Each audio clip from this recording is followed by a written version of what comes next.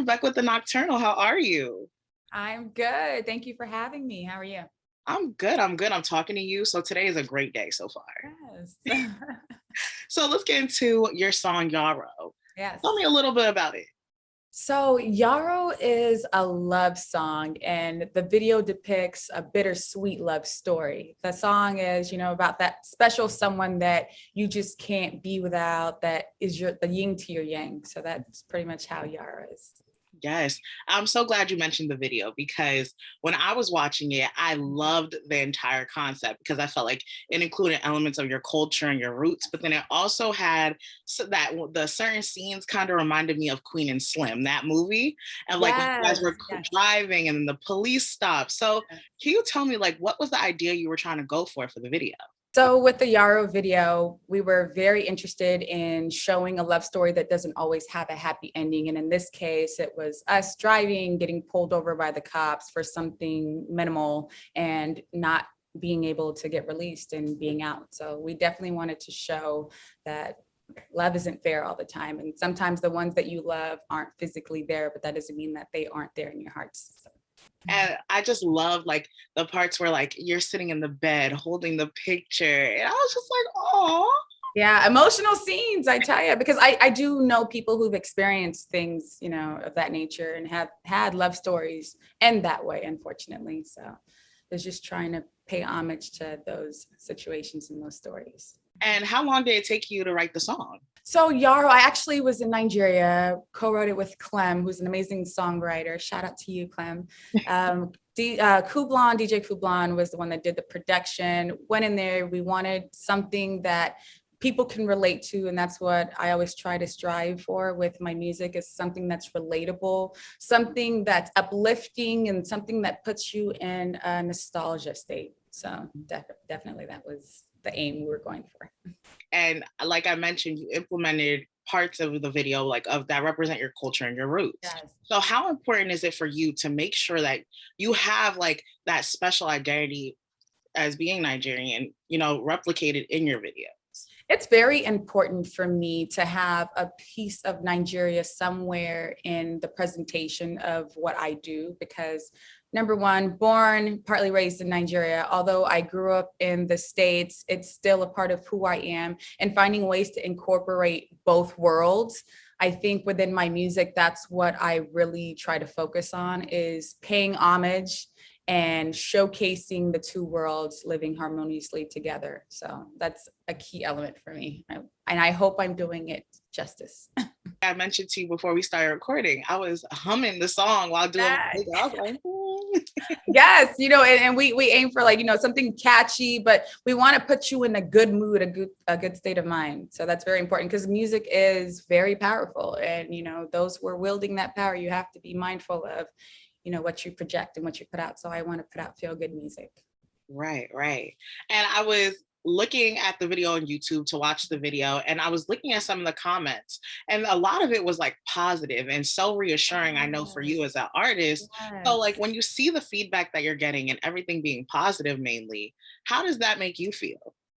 It makes me feel good. It's like mission accomplished, because, when you go in to write, when you go in from a perspective of wanting it to resonate with other people, whether it's through my experiences and I just want to connect with someone else that has gone through that, it means the world to me. It's like, mission accomplished. If I can get one person to say, I relate to this, or this is a jam, it's like, okay, good. I've done my job. So anything outside of that is just icing.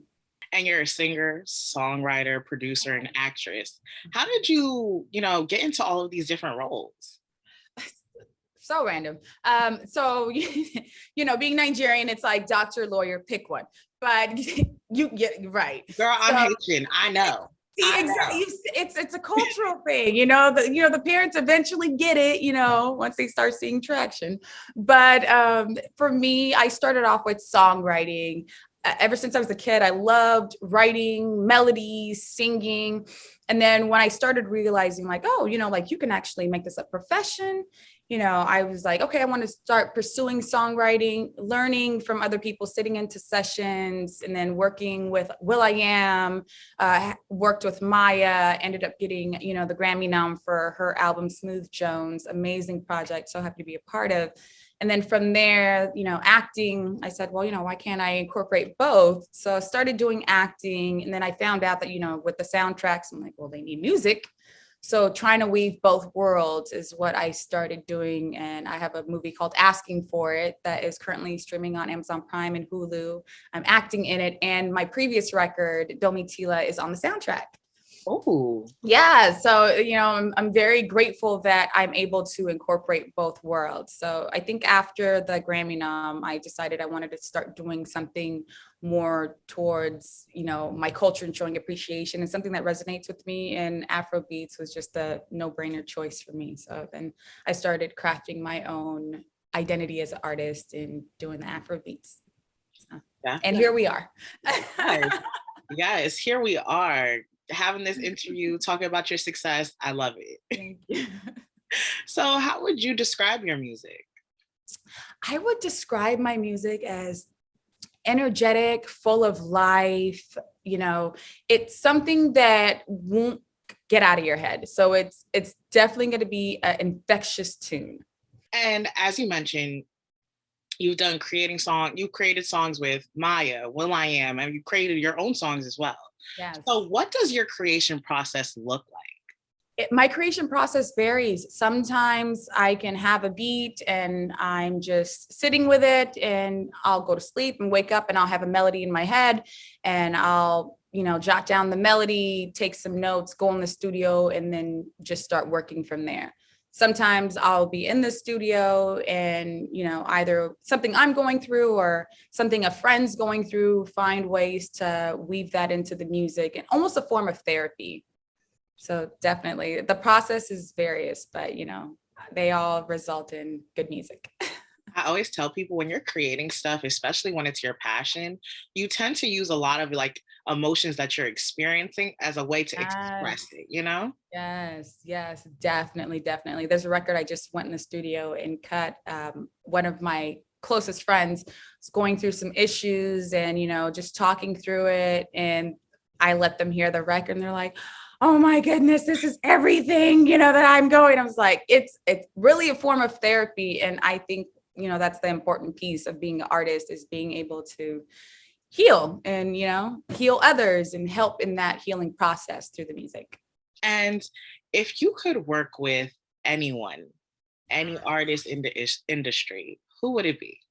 Oh, that's a hard choice because there's just so many amazing people, from like the Yummies, the Tiwas, the Thames, who's killing it right now. WizKid, Burna Boy. Can I get like 5, 10? Okay, I'll give you 5. Okay. And then the Asakes, it's just a long list. I mean, I'm humble and I'm grateful to work with any of these amazing artists that want to incorporate their talents with mine and create something new. So it's always a humbling experience to work with any one of these amazing artists. And what are the top 3 songs that you'd recommend to someone who's never heard your music before? That's a tough question, only because my music is so new. I'm incorporating Nigerian culture, my Afrobeats culture, also with my American side. So it's a new lane that I've paved for myself. So I tell them to listen to me. Definitely. And I want to touch on that a little bit. You talked about, meshing your Nigerian side with your American side. So what has that balance been like for you? It's been an interesting journey to see where it takes me, as far as, my experiences, because I travel to Nigeria often and I have family that I still visit out there. I go out there to record my music. I think it's been an experience of discovery for me, especially because being born in Nigeria, being partly raised in the States, and then going back to Nigeria as an adult is always, a new experience. And I try to capture that in my music with my experiences and having a POV of, okay, this is how a Nigerian American would say or do this, because there are other Nigerian Americans who are just like me, born there, raised here. So new perspective. I want to end us off with, what's next for you? Do you have any special projects in the works? Like, tell me a little more. Wow, I have a lot of stuff actually going on. So all glory to God. I'm very excited. I have a FREMA award show that I will be, and you are the first to know, I will be performing at, yes, hosting the fashion show. There's a movie project that I just wrapped that has an early release date for next year. Excited about that. Working on my EP. So currently in the studio, creating new records, developing my sound and, the story that I want to share with the world. I'm hosting Howard Homecoming. That's coming up. Yes. But yeah, so, a bunch of other projects that I'm working on, but more so focusing on the music and making sure that, I deliver something that is relatable, something that is infectious, and something that just makes you feel good. Definitely. So what I'm hearing is a lot of Lisa to come. Yes, you're going to be seeing this face a lot. I'm excited for that. I wish you so much success, and thank you so much for speaking with me today. Thank you so much. Have a good day.